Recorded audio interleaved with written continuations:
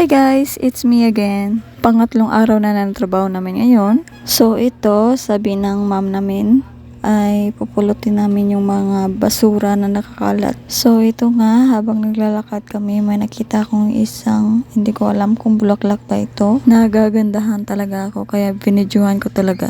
Paakyat na kami kasi nasa itaas yung mga nakakalat na basura.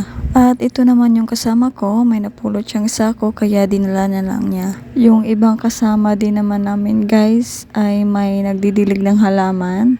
Meron ding nagbubunot pa rin ng mga damo. So ito yung part na sinasabi ni ma'am na kailangan namin linisin at pulutin yung mga basura na nakakalat. Alam niyo ba guys, habang nagpupulot kami ng mga basura, kahit ang aga-aga pa ay grabe yung init. Grabe yung init na nararamdaman namin ngayon. Alam nyo yung pati dahon ng puno ay halos hindi na gumagalaw. Tingnan nyo guys, grabe halos wala ng hangin talaga.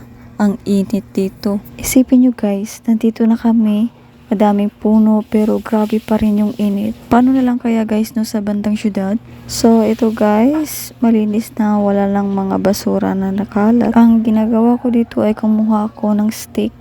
Binubungkal ko yung mga dahon kasi may mga plastic na nakatago pa rin sa ilalim at kailangan talaga natin kunin para maging malinis talaga. Marami pa rin talagang basura na nakatago sa ilalim. So ayun, pagkatapos ng pagpulot ng mga basura ay pinuntahan namin yung mga ibang kasama namin para tulungan. At ito na nga guys, lahat ng mga damo na binubunot nila ay tinatambak namin sa isang lugar para maging malinis tignan.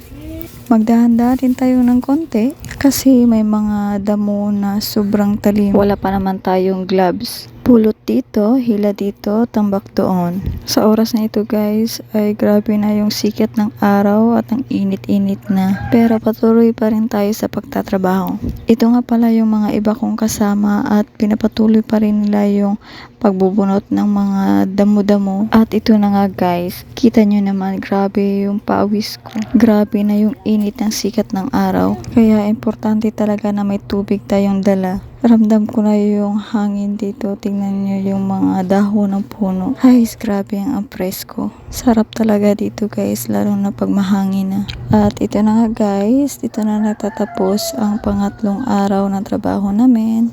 Bukas na naman ulit. See you in the next vlog.